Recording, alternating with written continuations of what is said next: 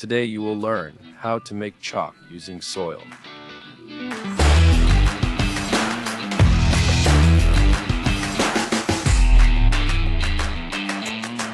A few years ago, we decided to make something called earth paint, and we collected soil from several different places. And when we painted the wall, you know what happened? It turned out really great. So today, what we're going to do is make chalk for the blackboard, also using soil and some other natural pigments. Stay until the end. This is one of the easiest projects we've included in the Maker Manual. Here in the manual, we're very close to USP, the University of Sao Paulo, and there's a geology college there. One of the research projects they do there is developing products like watercolor and crayons with natural pigments, with pigments that come from the earth. And then we found out that one of the things they make there is earth chalk. They gave us a sample. It's cool chalk for drawing and playing on the ground, but I found it a bit hard to use on the blackboard. So today, we're going to test 6 different chalk recipes with 6 different pigments. In total, we'll have 36 results, which is really cool because at the end of the day, you'll know which recipe turns out best, which one adapts better to what you have there, and what you want to do with a giant chalk. Let's get our hands dirty. There's plenty of work ahead. The base of our recipe is plaster. Okay? That's something usually used to make chalk. If you look at the formulas of the most common chalks, is it even correct to say chalks? Yes, of the most common chalks, you'll see that they're made of plaster. So the first one we're going to make will be regular plaster, just plaster. For the chalk mold, you can use anything. An ice tray, a small container, whatever we're going to use, which is what the folks from University of Sao Paulo taught us, which is really, it's a PVC pipe. This one is a 25mm pipe, and inside it goes that adhesive, okay? Those adhesive sheets. What will I do? I'll roll up the adhesive a bit, and then I put it inside the pipe. And there has to be a little edge left on top. In the end, I cover the bottom here with masking tape so the plaster doesn't leak. For reference, we cut the PVC pipe to 9.5 and the paper to 10. According to our calculations, 4 dessert spoonfuls of powder are enough for the plaster, okay? The water amount equals the plaster's volume. If there's a finger's width of plaster, I'll add the same amount of water to another container. Pour in the plaster and mix. It's very liquid, so you can pour it in. If the plaster is too thick, it won't pass through the funnel or come out of the container. I'm going to use a funnel, but you don't necessarily have to use a funnel, okay? At your place, if you don't have one, you can pour it straight into the little tube, but it'll make a bit of a mess. Now comes the fun part.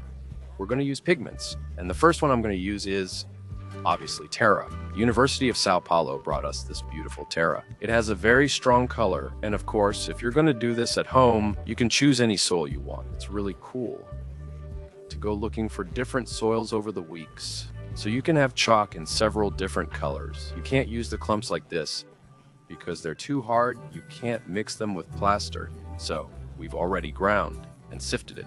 And now it has a consistency similar to very fine coffee. The recipe here will be 2 parts plaster.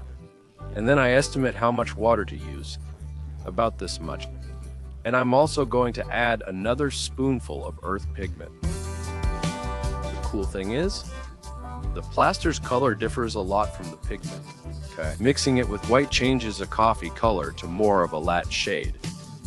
Our second pigment is going to be something I discovered today. Lucas went to the supermarket and bought this green, extremely smelly thing. The name of this stuff is spirulina. It's a cyanobacteria. It's an algae that can do photosynthesis, and people use this because it has a lot of protein and is full of nutrients. You can buy it at the supermarket, in that section for the fitness crowd. Since it's clean, it tastes better than it smells. Did my tooth turn green already? That's good. It means the pigment works, right? I hope that comes off your tooth. Did it come off? No. Man, drink some water here, right? To see if...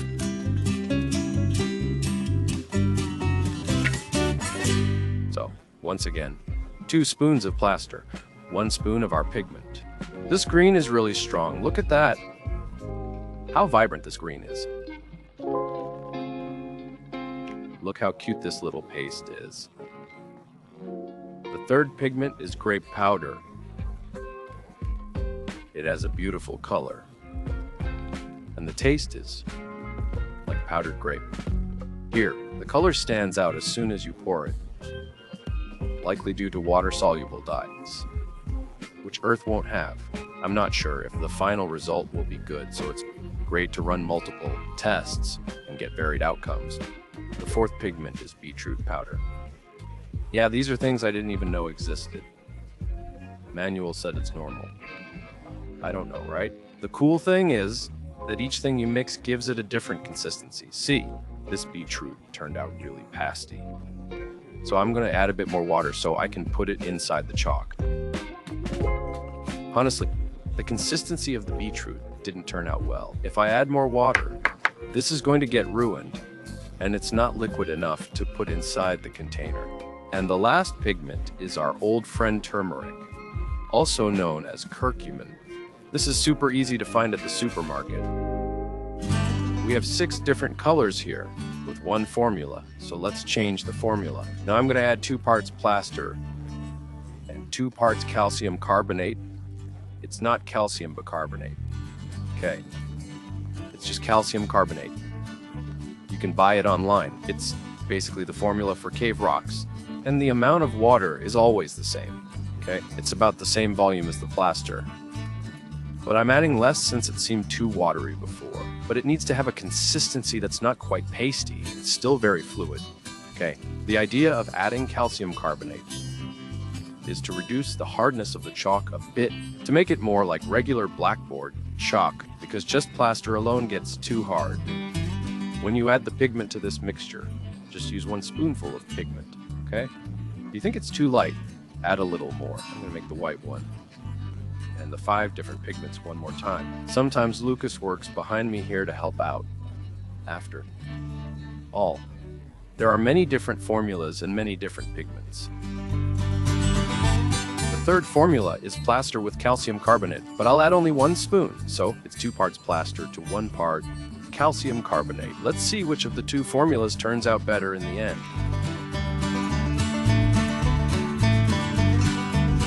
In our fourth formula, we'll use 2 parts plaster and 2 parts calcium carbonate, a little more glue in the water that will mix everything together.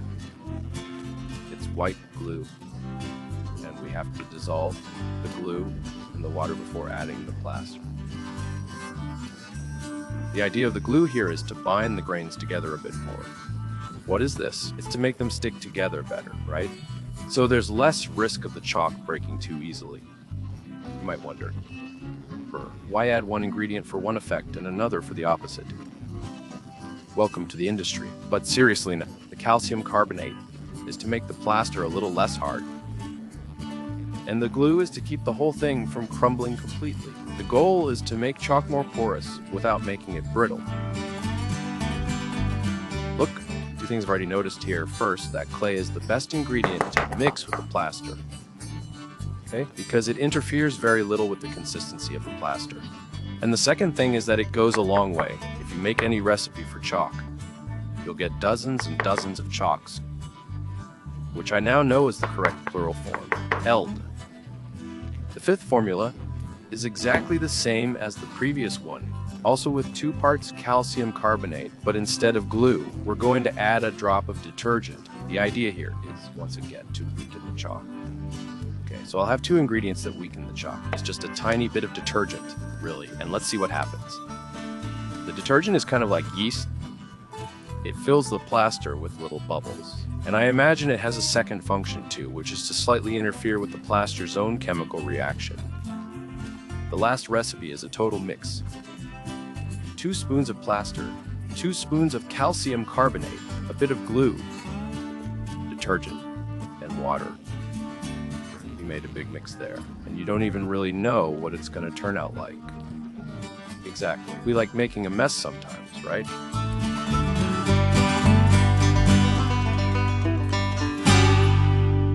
36 recipes.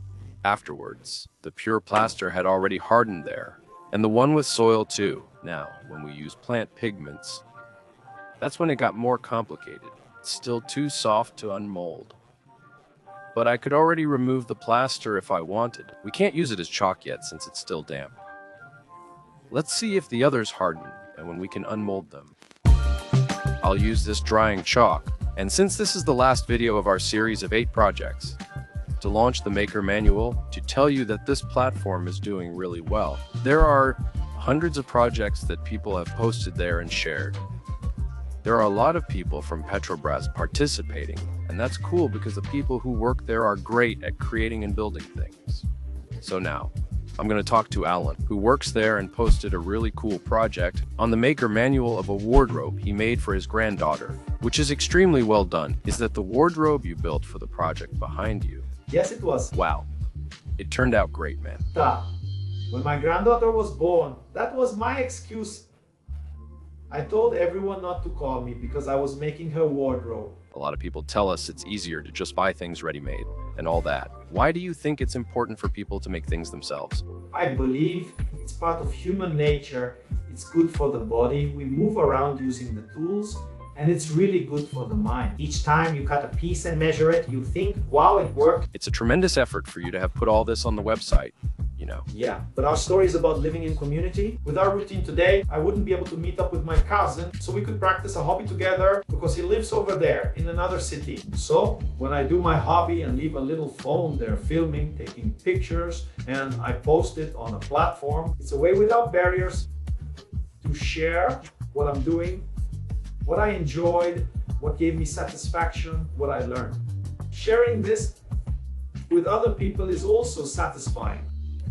It's like having a conversation and exchanging ideas.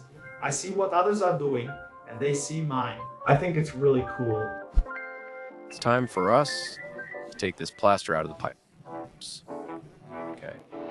This is a very important and delicate task. If I make a mistake, I'll break the chalk, but we also need to remove it from the pipe or it will stay damp. There's no way for the water to get out of here until I remove it. At this point, we can already see some of them didn't work out well. Okay? This one is the plaster white. This one is the clay one. And these two seem to have worked out pretty well. Look how cute, what a beautiful piece of chalk. But the seaweed one, it was already smelling bad. Now it got a lot worse. It's really weird, and even when I touch it like this, it's still soft. I don't think there's any sign of it hardening. Let's see. Look. Nope. It's not a mess. It didn't turn into chalk. I think we made a mistake here by adding too much. Putting in too much algae because it has a really strong color. We didn't need that much algae to make the chalk. Anyway, these are things we learn as we experiment. This one is grape. It's much firmer. Still fragile. It was beetroot, not grape. This is the grape. Oops. Oh, there's a bit of fungus here. I don't know if this is going to work. Finally, the turmeric one.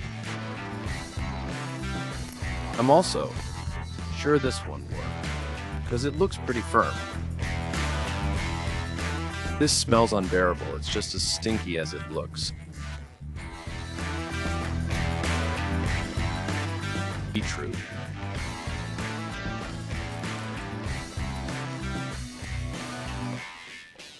Yeah, I don't think any seaweed is going to work. At least this one with soap smells bad. Grape is looking good.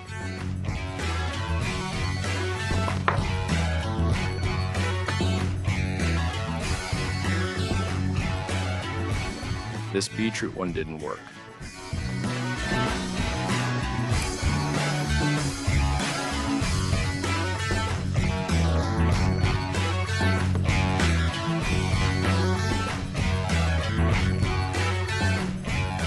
Look, this one almost worked. I'll let it dry here and see what happens.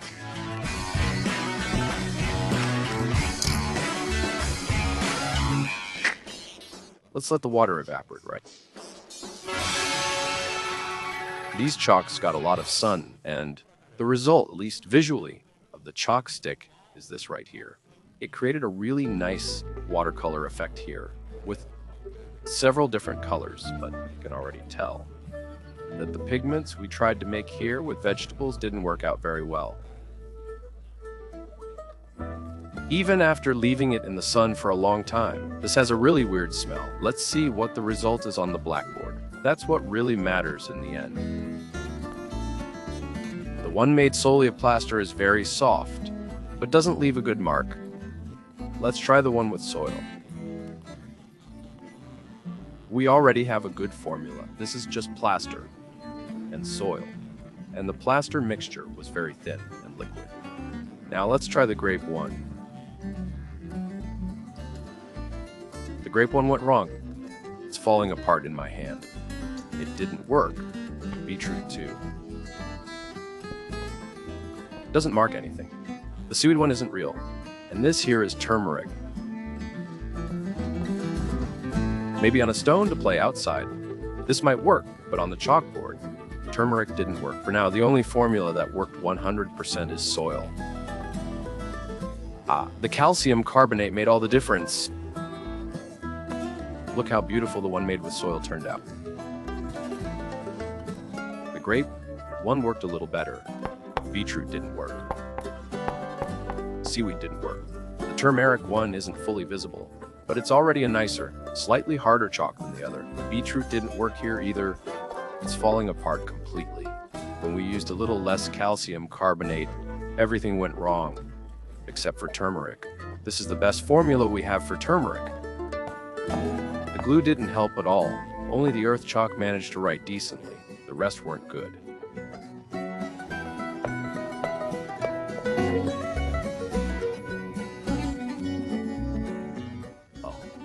Beetroot doesn't work either. It crumbles. Turmeric worked well. It turned out really nice. We can only test this one spirulina chalk since it's the only one that came out of the mold, and just like this. It only writes on the board. It doesn't come off. Looking at it like this, you might think the result is bad, but I think it was really cool. That's why we do so much testing. Because now we're sure of the best formula. First of all, the earth chalk was the only one that did well in practically all the formulas. It looks great in any mixture you make. Grape, beetroot, and spirulina are useless. It didn't work with practically any chalk, and turmeric did more or less well with half a portion of calcium carbonate, or with calcium carbonate and soap. I found that pure plaster. And glue made the chalk too hard. It's hard to write with. And the crazy mixture we made here didn't work at all. Only the earth chalk managed to write something. If I were you, I'd use earth, this mixture, some plaster, and plenty of water when making it at home. This way, you get good chalk for the board, and some fun. For better chalk, buy calcium carbonate. It's a bit more work, but the white and earth colors look great. And it's cool to remember we used an earth color. You could get several other different shades, and have a whole earthy palette right there in your house. On the stone is quite different. It's much rougher than the slate. So, those chalks that didn't write well here can write well. It comes off easily, so the turmeric turned out really nice. In the end, we had a distinguished visitor here. Professor Christine Lori Marie Barat from the Institute of Geosciences at the University of Sao Paulo, who also brought some really cool things for us to see. One thing we're trying to make in the lab, for example, is a wax crayon, but that's something much more complex than chalk. You'd need to remove the sand, especially the coarse part. You'd have to sift the sand, recover a tiny bit of powder like this, and getting to that stage is a process that sometimes takes up to 15 days, you know. Yeah, that's why we chose to make chalk, which was easier. Then we grind it like this in a ceramic mortar. It'll take a while here. Right, I'm doing. Yeah, that's right. You'll see that as you keep grinding and it gets finer, the sound will change, right? And it'll yield more. It's already smooth. But that's not enough yet. This is just the first step. I can tell. Then we have to sift it. And use this laboratory sieve I've always wanted from Manuel do Mundo. Let's see how much we'll recover. Since it's this fraction, we'll get back. In the first one, nothing was left. Look, there's a small grain left here, see? Yeah, there's a tiny one. This little grain won't go through anymore. In the second. Looking at your phone, it's basically like sand. Eventually, nothing remains. Let's see. Really? Is the real life yield similar? Yes. Then it all depends on the type of rock or soil we're going to get. So we can still recover this here. Isn't this basically makeup powder already? We now need to separate the clay from the silt fractions. The silt is coarser, the grain is bigger than the clay. The clay is the smallest of all. Yes, it's the smallest of. What stays suspended is the clay fraction. What settles to the bottom is the silt fraction. Ah, there's a little bit left at the very bottom. That's it. The silt fraction is heavier, so it remains. Slowly, we put what's in suspension onto this petri dish. Just a little orange juice.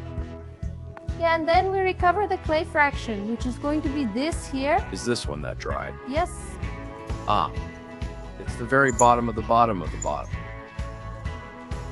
This one here is one that we scraped. See, this is another type of sedimentary rock. This is a test we're still doing. It just arrived. It's a very beautiful pigment. The color is beautiful. So, with crayon, are you going to mix it with some kind of wax? So with crayons, we're doing some tests for now with beeswax and carnauba wax. But we still need to improve our proportions because depending on the pigment we're using, it's coming out too light.